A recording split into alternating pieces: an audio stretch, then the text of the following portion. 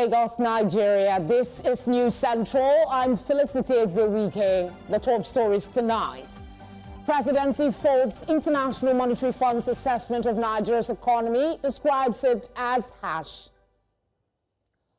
Court fixes July 18 for ruling on motion seeking to restrain National Assembly from approving budgets and appointments under Rivers administrator.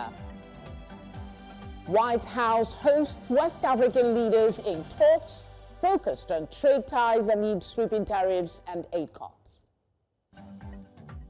In business, Nigeria breaks trade surges to 5.4 trillion naira amid President Trump's fresh tariff threats. And in sports, Super Falcons coach dismisses talks about team inexperience as they get set to face Botswana in their second WAFCON match. Details in a moment. Tonight begins now. Welcome.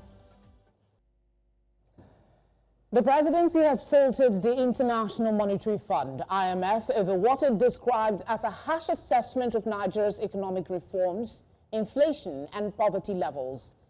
The IMF had last week in its report raised concerns over the country's persistently high inflation rate and slow impact of reforms. According to the report, upon taking office in 2023, the new government faced low growth and rising poverty. Between 2014 and 2023, real per capita GDP declined on average by 0.7% annually. In 2023, the poverty rate stood at 42%. It recommended a more effective budgetary framework and the need to channel savings from fuel subsidy removal into critical investment, while also advising that once Nigeria's cash transfer system was fully functional, tax rates could be aligned with regional benchmarks. But the special advisor to President Bola Tinubu on economic affairs, Tope Fasua, faulted the institution for its observations. Meanwhile, President Tinubu has returned to Nigeria after a successful trip to the BRICS summit in Rio de Janeiro, Brazil, where he delivered a keynote address and engaged with world leaders.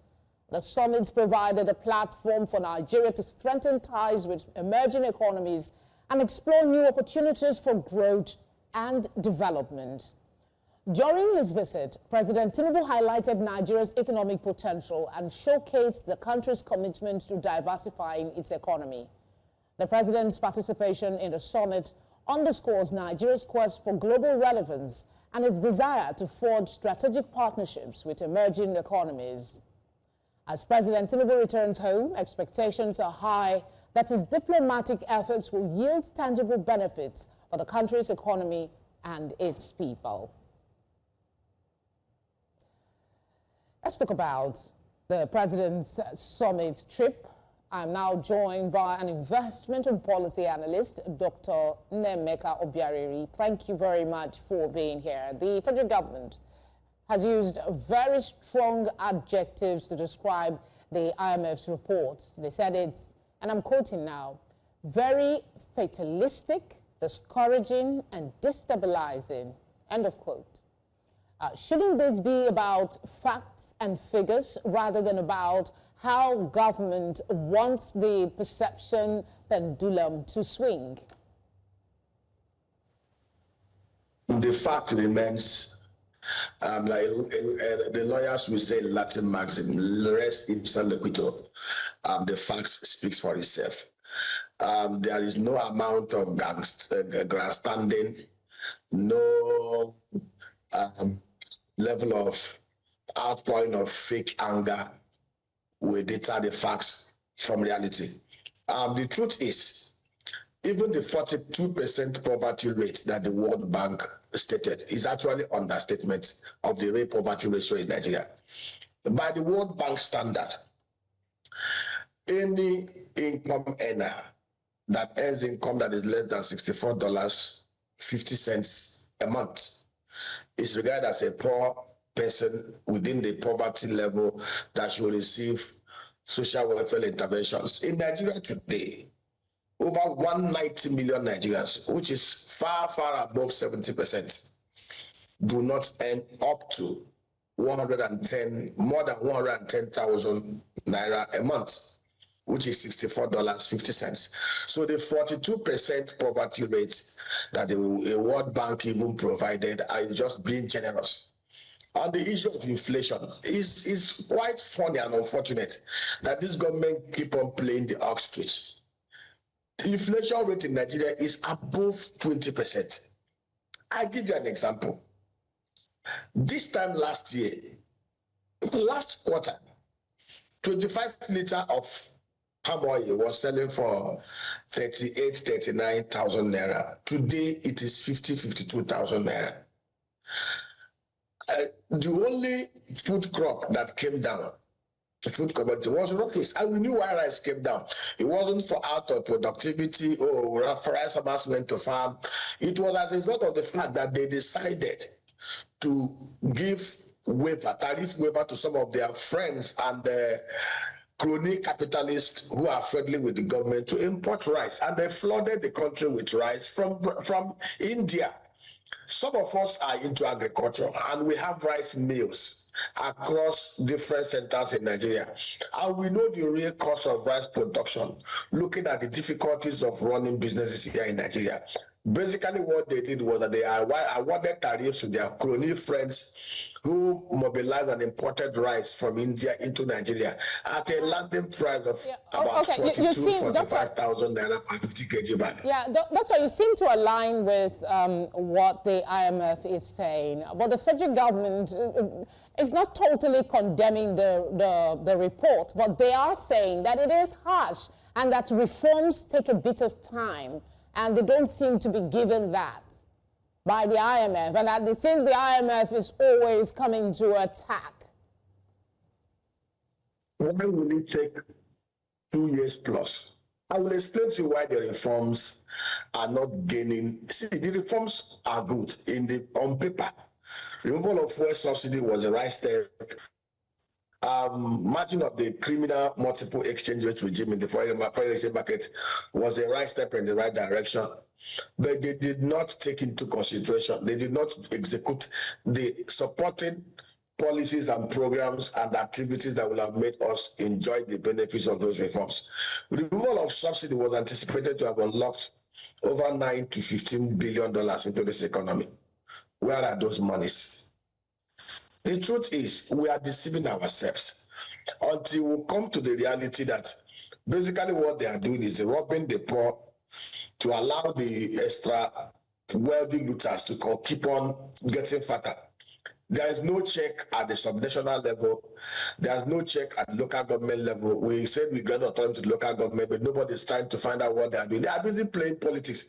The looting, the criminality at the subnational level, at the local government level, has never been this monstrous in the history of Nigeria. The federal government of Nigeria and those who are supposed to checkmate criminality in the land are busy playing politics. Everybody angling for 2027. The truth is, if the reforms, if the savings from the reforms were rightly applied, I traveled on the 14th of June 2023. I decided to go by road from Lagos to the east and from the east back to Lagos. You will see clearly very dilapidated road network, especially across Benin to Asaba. Yet, we have over 30,000 kilometers of federal government road that are in a dilapidated situation, state. Yet, the same federal government of Nigeria is squandering $17 billion to do coastal road that leads to nowhere. That will be told. How many of the 197 million poor Nigerians will use those coastal roads? When we are supposed to have fixed the existing road, fixed rural road, that will make transport easy for those in the hinterland. So there are a lot of misplaced priorities. Spending 21 billion to do housing for a VP that is not homeless, spending 39 billion to rehabilitate a building that was built with less than 400 million. This is the kind of things we see. And they are angry. They should be angry with themselves. If they are doing what is right, if they had actually followed up with action and steps following those massive good reforms that they put in place, we won't be where we are today. Okay, so if they had executed structural reforms, institutional reforms, Okay, you're saying it's mostly on paper, so they shouldn't be complaining so much. I mean, there's still a lot of issues to explore with that report, but because we're time constrained, I want us to take in the aftermath of the BRICS summit, and of course we heard what Trump said. But let's start with the fact that Nigeria was formally admitted as the 9th BRICS partner country, and that's a membership category of a very short of full status, really. And this happened in January 2025. It was introduced at the 16th BRICS Summit in October of last year. What's your thinking on the official response we would expect to the additional tariff for BRICS nation that was announced by Trump? Or are we exempt as partner country? You know, it's quite pathetic and funny why the federal government of Nigeria or those that purport to rule us keep on making missteps that affects us negatively. What is the rush to become the 9th member or the 9th partner of the BRICS? The truth is, Nigeria as a country should have been better positioned, would have been a better thing if we had stayed as a non-allied member to any of these blocks. If you look at all the members of the BRIC nation, you see clearly that Nigeria is only country. Sorry, Doctor, I really need to interject. That is not a productive economy. I need to interject because of time constraint. I want you to speak to the fact of not our membership per se, but do we get that additional tariff as we are not a full member, just a partner country? Do we get that tariff, additional tariff? Of course, an additional 10% tariff have been placed on Nigeria. I still ask myself, what is the benefit of this? We produce nothing, we export nothing apart from crude oil. And one of the biggest consumers, the United States is the biggest consumer country in the whole world. United States consumption to the global consumption is about 26%. If there is one country in the whole world where Nigeria should position itself to be exporting into tariff-free or concession tariff is in the US. But we are antagonizing them. The same US between 2015 to 2023 gifted Nigeria over $7.8 billion in aid through USAID. You know, I say it and I say it again. Okay, look at the issue of visa into the US. Now they've made it a single window, 3 months, single entry. Whereas, it was so shocking when I saw the visa conditions that Nigeria has placed on the US and most European countries. And of course, they've done the process on us. So it's so shameful that we do not have concise good foreign policy programs that are targeted towards boosting productivity here, supporting economic growth and development here, and enhancing the economic benefit of Nigeria more than just playing to the gallery, going for summits, snapping pictures and videos without any clear-cut direction on what our policy and program as an economist, Dr. Biareri, so as an economist, it is applicable to us. Of course, we actually export nothing so far. As an economist, what would you advise, away from the paper talk and the rhetoric, what would you advise as perhaps steps to mitigate the impact of this tariff when it does come? Because as much as we're not a major partner to them, we do some business, real business with the US. I hope you understand that tariff is a form of taxation. Yeah. I hope you also understand that unlike other countries where cost of production hovers around 5 to 10%. Nigeria cost of production is over 100%. Borrowing, cost of fund in Nigeria is an average of 30-35%. Inflation takes almost about 25% additional cost. Infrastructure deficit, power deficiencies, and and insecurity. By the time you add the other things and then 20% tariff, you will discover that competitively, Nigeria cannot compete with other competing nations to export things to the US, it's to the BRIC nations. You know, it is something. Remember that this same US in 2003 allowed Nigeria under the African Growth Opportunity Act to export garments, leather, and shoes into the US tariff-free. Is one area Nigeria should have been able to comfortably export between $5 to $10 billion. But we never took opportunities of that. We left the massive industry from Aba to Onitsha to Kano and be pursuing shadows. Vietnam, China, and the rest, Bangladesh are exploring that opportunity and enjoying so much export into the US $125 billion market. Dr. Barry, as an expert and an economist and someone who watches how things are playing out, I'm asking, how do you think we can mitigate some of this impact or work towards ensuring that we don't become subservient overly to the challenges that may arise? To be honest with you, if I am in a position of power and authority, I will tackle insecurity, I will fix power and everything that has to do with infrastructure.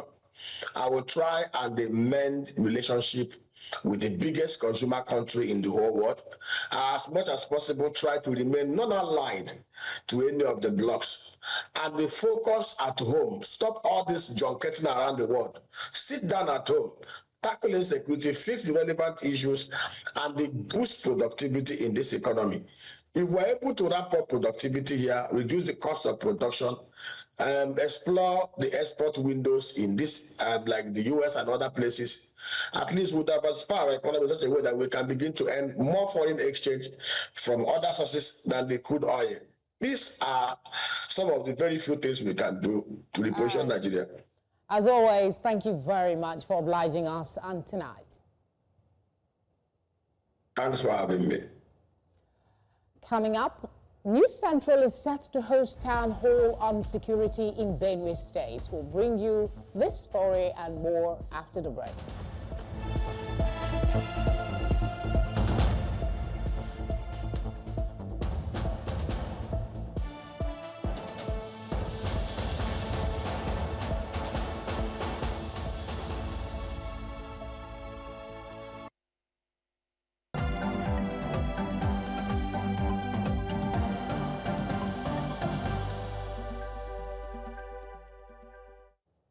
You're watching tonight on News Central. A reminder of our top stories.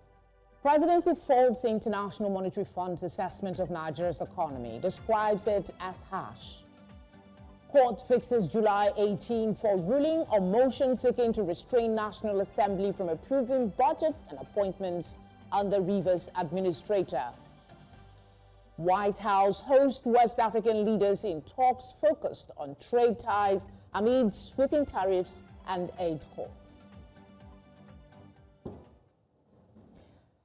Glad you're still with us. Tuesday's change to the United States visa policy for Nigeria, reducing the validity period and entry allowance for most non-immigrant and non-diplomatic visas issued to citizens, has continued to generate conversations among Nigerians at home and in the diaspora. In a statement, the U.S. Embassy in Nigeria said most of the affected visas will now be limited to single entry with a 3-month validity period. The change takes immediate effect. But the embassy said visas issued before July 8 will remain valid under their original terms. It noted that the revision is part of its global visa reciprocity process, where its visa policies are aligned with how its own citizens are treated by other countries. For this discussion, we'll have Professor Bola Akinteriwa, a professor of international relations at Achievers University of Ondo State. Thank you very much for joining us, sir. Okay, I think we lost the connection with the prof. We'll try and come back to that conversation in the course of the bulletin. But for now, let's tell you that once known as the food basket of the nation, Benue State is now struggling under the weight of insecurity and indiscriminate attacks on rural communities. While these attacks by suspected armed herdsmen have forced residents to flee from their ancestral homes, others have been left displaced, taking shelters in internally displaced persons' camps. In a move to address the crisis and amplify local voices, News Central is convening a town hall meeting in Makurdi, the Benue State capital. My colleague, Joshua Imarayi, reports on what to expect.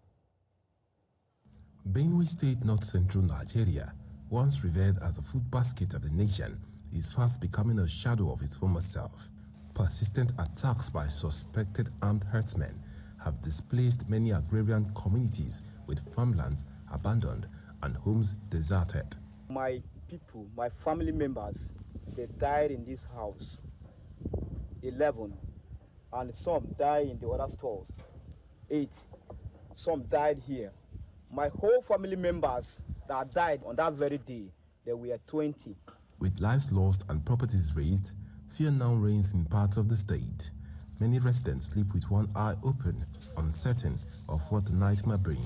The dowry here is very scattered now because especially in the evening time, when evening meet us for dowry, we see people they are carrying their goods here and there because there are no way to stay now because they are afraid whether they sleep, those people they will still attack them and kill us. Following the deadly attack in Yelwata, President Volodymyr visited Benue State to engage with key stakeholders and assess the security situation firsthand. We need to keep our ears to the ground. Let's get those criminals. Let's get them out.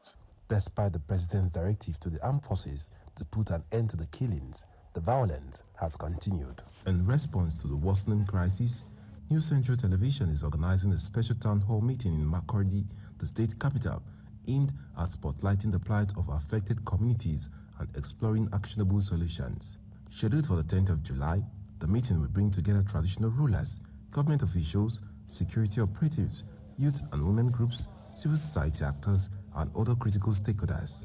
As the state continues to grapple with fear and insecurity, many believe that this conversation is not just timely, but necessary.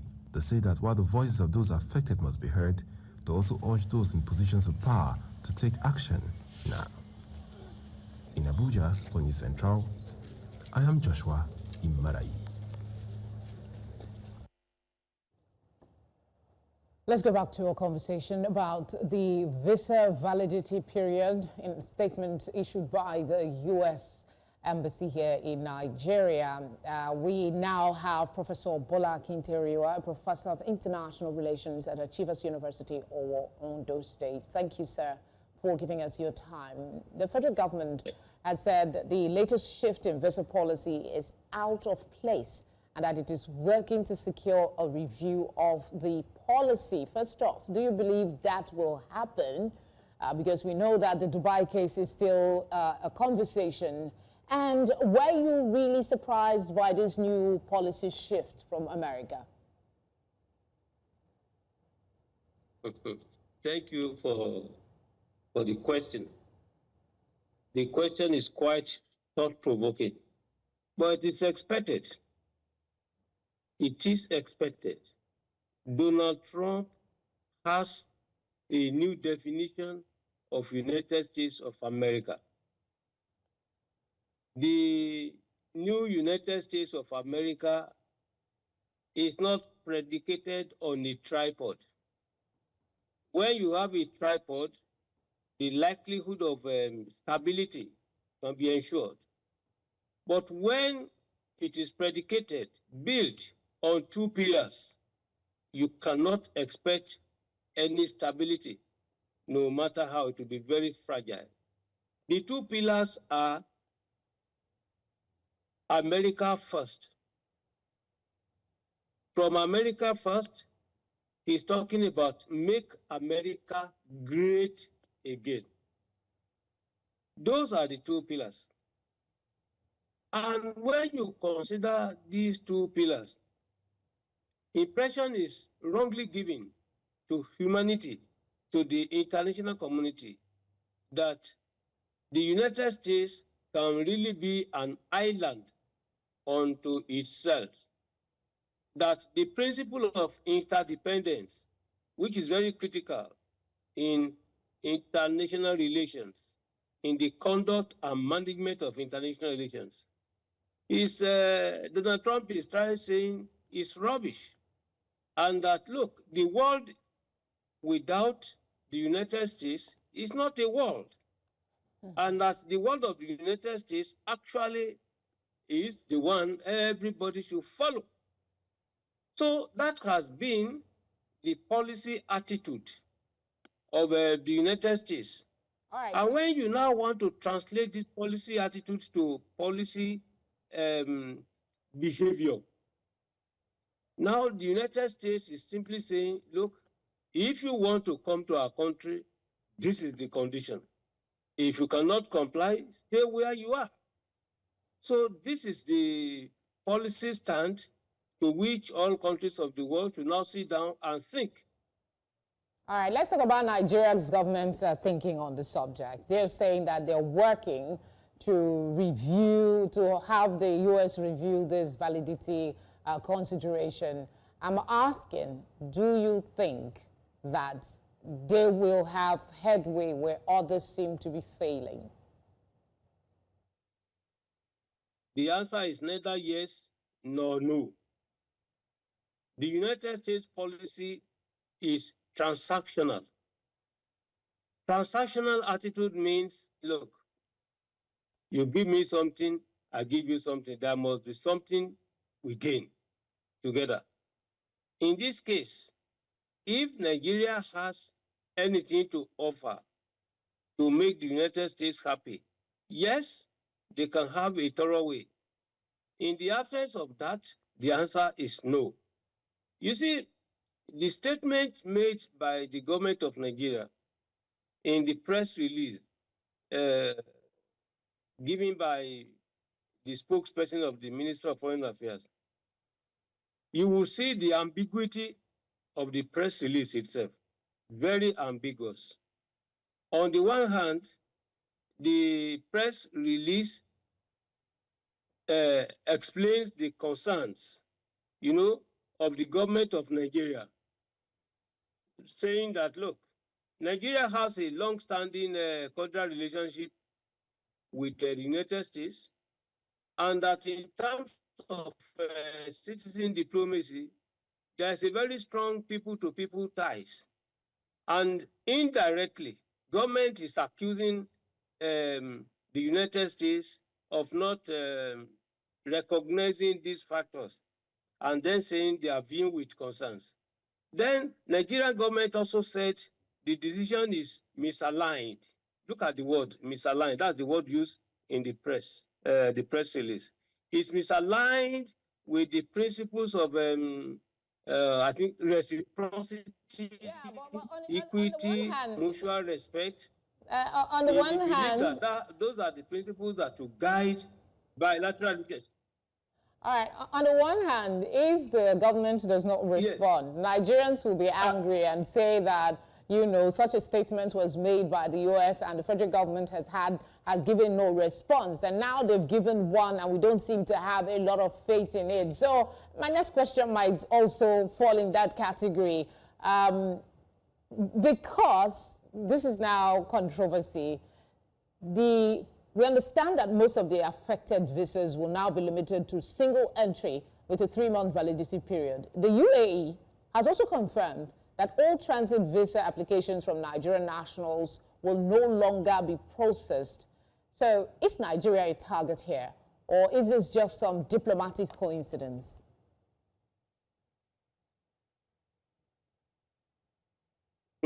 Well, you see, it's a more complex question.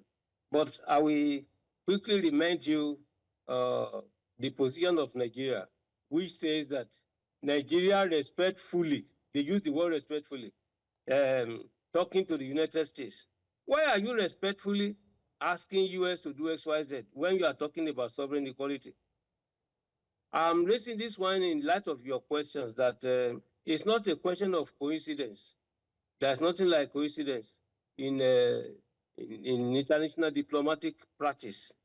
At the end of the day, governments will seize any good opportunity to make their point, to send messages. If you look at what is happening, they are not saying Nigerians should not come. But by restricting, issuance of visa to 3 months, there are 2 issues there. The validity of the time you are supposed to make use of the visa is one thing, and that is the 3 months. The visa itself, the validity in terms of how many times you can travel to and fro is another. So one single entry, if you don't travel within a period of 3 months, then the visa is invalidated. That's what they are saying. Nigerian government is right by saying Nigerians will carry more of the burden because they are traveling there. But if you look at what the foreign minister of Nigeria, Ambassador Yusuf Maitama Tuga, is doing, then you can now say the press release is consistent with the objective of, the diaspora being used as a pillar for achieving, the status of strategic autonomy for Nigeria. It's a very good foreign policy strategic calculation. So by begging the United States in this case, Nigeria is trying to say that, okay, look, let us look at the greater collective interest of the people of Nigeria. All right, sir. In which case, let's say they are still negotiating. Yes, but the negotiation will still amount to reciprocity. All right, let's see what happens with this one. We have the means. Yeah. And that's like, I'm sorry to interject. You're actually out of time for this conversation, but we're hopeful that something tangible will come out of their efforts. Thank you very much for speaking with us, sir. All right, I lost him a bit there. Still ahead tonight, Ukraine suffers heaviest attack from Russia amid ceasefire efforts.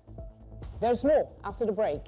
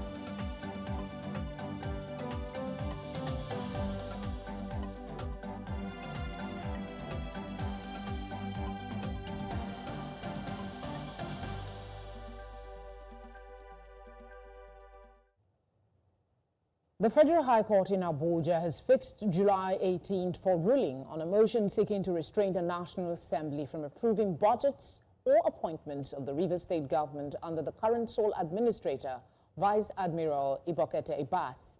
Ibas was appointed as Rivers sole administrator by President Bola Tinubu following the 6-month suspension of Governor Siminalayi Fubara. Justice James Omotoshan fixed the date after counsel for the applicants and the defense lawyer presented their arguments for and against the motion for interlocutory injunction. The police in Lagos says it is collaborating with sister security agencies to ensure hitch-free local government elections on Saturday. Spokesman for the police in the state, Benjamin Hunday, made this known on Wednesday during an interview with News Central. He said a control room comprising all major security agencies would be on hand to offer swift response in the event of a breach to security during the Saturday exercise. We have the police and other sister security agencies. We have a representative from the Army, the Navy, the Air Force, the Civil Defense, the DSS, so it's a joint control room. and that's to ensure that we monitor the entire length and breadth of the state. So we already anticipate, or we are prepared. Let me not say anticipate, we are prepared, because we've also studied previous outings. Our previous outings during election security. So we know the things that could happen, and we are prepared for that. So in the event that thugs come up to want to disrupt the elections, yes, we have backup teams that will be responding. I can quickly add that the Inspector General of Police approved the deployment of additional 8,000 police officers to Lagos State to complement the number we have here. So we have a good number of police officers, and they'll be deployed. We are doing 4 security personnel per polling unit, 4. So if it happens, we can assure you that we have a backup team to respond swiftly. Child rights advocates in Nigeria have expressed displeasure over the continuous violation of the Child Rights Act in the country, despite its domestication by state government. This was made known during the launch of a child rights advocacy project in Abuja titled Strengthening Childcare and Protection Systems in Nigeria, which is expected to be implemented for 3 years across the 3 states of Edo, Plateau, Borno, and also at the national level. Advocates say that a critical gap exists between the availability of child protection laws and its implementation by federating states, which has fueled the continuous violation of the rights of children in Nigeria. Whilst the Child Rights Act has been domesticated in every state, we continue to see a critical gap between legislation and implementation. This project directly responds to that gap with intention, innovation, and collaboration across all tiers of government and key stakeholders involved in the care and protection of children. As children continue to be exposed to different forms of abuses and violation of their rights, in most cases, these abuses and exploitation come mostly from people trusted either by child or parents or guardians.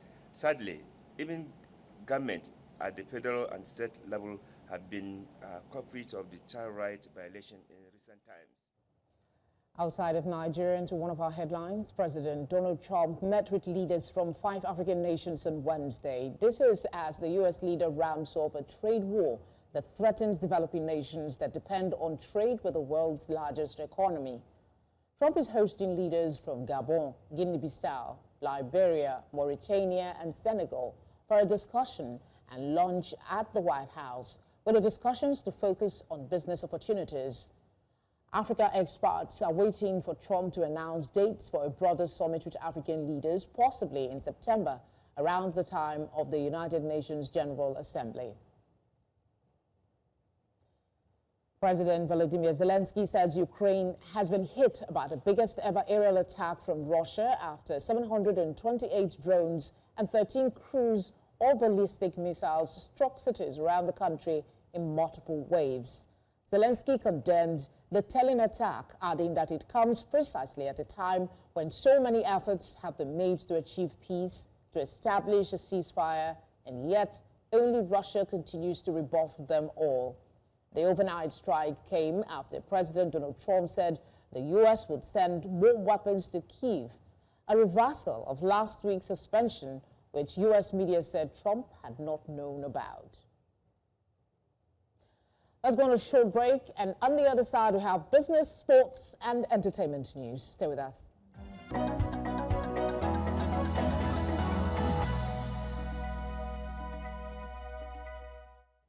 Leko is here with the business news. Hi, Leko.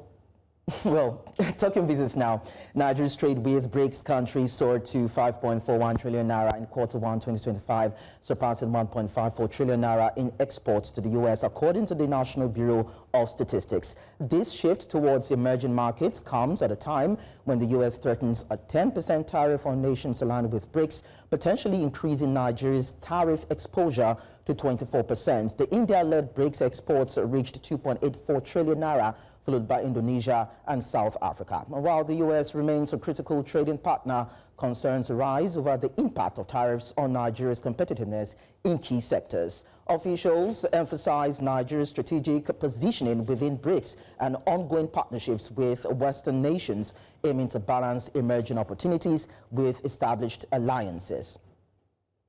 Away from that, the Nigerian government has reaffirmed its commitment to performing and reforming Nigeria's power sector for sustainability and economic growth at the Mission 300 Stakeholders Engagement in Abuja. Minister of Power, Chief Adebayo Adelabu, announced a $32.8 billion investment plan to provide electricity to 300 million unserved Africans, with $15.5 billion expected from the private sector. Key priorities include addressing market liquidity, clearing a 4 trillion naira subsidy debt, expanding generation and transmission, and promoting renewable energy. In stocks, the Nigerian exchange sustained its positive momentum for the third day this week as the all-share index rose by 0.28% to close at 121,989.67 points. Market capitalization also increased, settling at 76.97 trillion naira, reflecting renewed investor interest across select bellwether stocks. And talking about sectoral performance, we start with the banking industry that gained 0.45%, driven by the continued buying interest in Tier 1 lenders. And insurance had a better gain, though, with a sharp 2.48% increase as investors position for mid-year earnings. Now, oil and gas slightly dipped by 0.05%.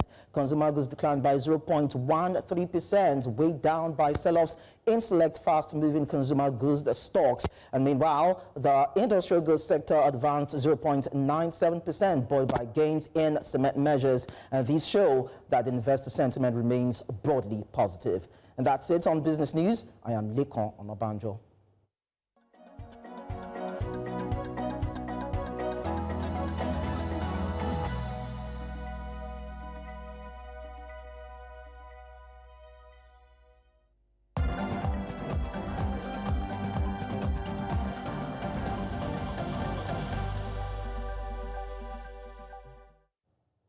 Time for sports. Tunde, over to you. Yeah, well, thank you so much, Felicity. It's time for sports. The Super Falcons of Nigeria will be aiming to extend their perfect start in the quest for a record-extending 10th title when they face Botswana tomorrow at the Women's Africa Cup of Nations in Morocco. Speaking at the pre-match press conference earlier today ahead of the match at the Larabi Zaouli Stadium in Casablanca, Nigeria coach Justin Madugu expressed confidence in his squad, dismissing fears of alleged inexperience due to the presence of 11 players making their debuts on the continental stage. Talked about the new players in the team, a lot of debutants in the team. Yes, it's, well, you can call it like a risk you are taking, you know, with a lot of debutants to come for a competition of this magnitude. We have almost about 11 debutants in the team. It's not too much of a worry for us because we see the potentials in them, we see the capacity in them, and we have played several matches with them. And still on WAFCON, Zambia captain Barbara Banda scored twice as the Copper Queens came from behind to beat Senegal 3-2 in a Group A encounter at the Africa Women's Cup of Nations in Mohammedia on Wednesday to move a step closer to the next round of the tournament. In the other match, host Morocco came from behind to defeat DR Congo 4-2 to move to the summit of Group A with 4 points from 2 games. Zambia also have 4 points from their opening 2 games and are in second place, but with an inferior goals difference. Here in Nigeria, captain of reigning MPFL champions Remo Stars and Super Eagles B defender Unduka Jr. has stated that the team is fully prepared for the upcoming 2024 African Nations Championships. And the tournament will be jointly hosted by Kenya, Uganda, and Tanzania. And Nigeria has been drawn in Group D alongside Sudan, Congo, and Senegal. Speaking after a training session at the Remo Star Stadium in Ikenne today, Unduka shared that the team is high on confidence and has tremendous spirit and focus as the team eyes the title. It was a good training session. The good training session we had both yesterday evening and this morning. It has been intense in camp, and as you can see, the boys are ready and are prepared for the task ahead. Definitely, everyone is under pressure, but however, the coach wants the best among the 35 players. And that's all we have on sports. It's back to you, Felicity.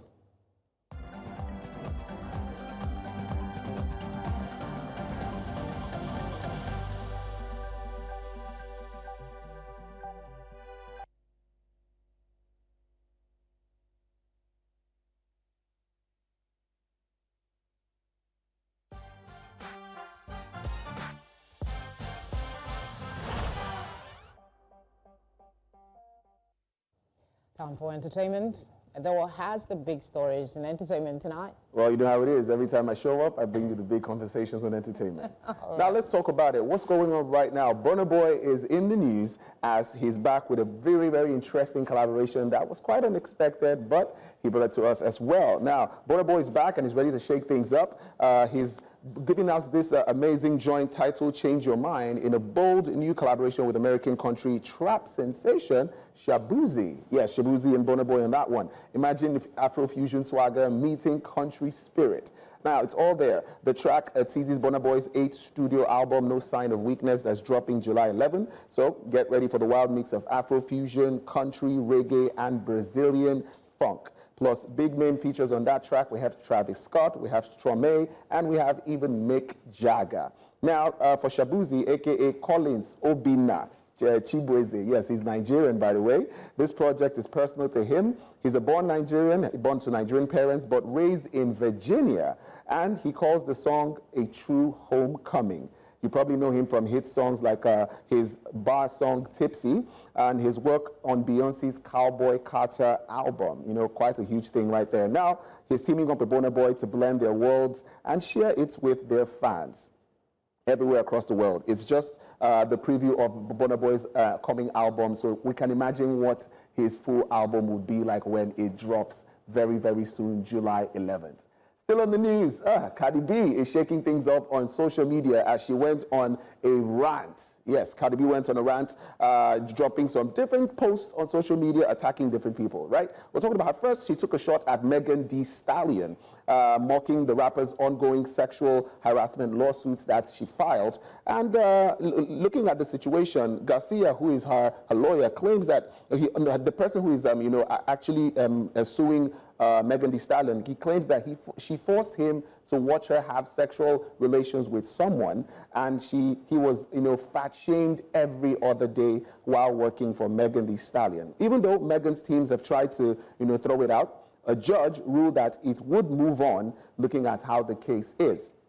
Nicki wasted no time to seize the opportunity and called it karma in Lord coming back. She took that line from one of Megan Thee Stallion's own songs, using it to mock her. And she didn't stop there. She also took a shot at Jay-Z, and Rock Nation, accusing them of ruining hip-hop, sports, and social media. She claiming that Jay-Z is owing her up to $200 million over title payouts, and warned that the debt is growing if he doesn't want to pay on time. While her fans are cheering her on, many called the outburst unhinged, and Jay-Z and his team are yet to respond to Nicki's claims. Well, looking at the case may be, we're waiting to see if Jay-Z and his team would respond, because $200 million, that's no joke. Well, that's all we have on entertainment tonight.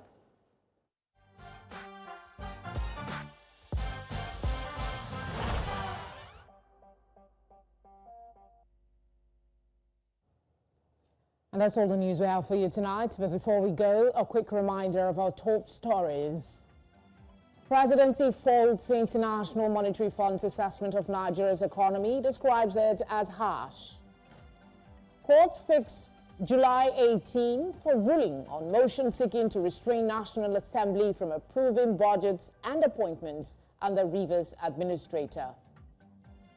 And the White House is hosting West African leaders in talks focused on trade ties amid sweeping tariffs and aid cuts. We'd love to hear from you. Please send your eyewitness report to the number showing now on your screen. You can follow us on all socials to do that as well, at News Central TV. You can watch News Central live on DSTV channel 422, GoTV channel 23, we're on Star Times channel 274, Avo TV, and on YouTube. As always, thank you very much for your kind company. Have a good night.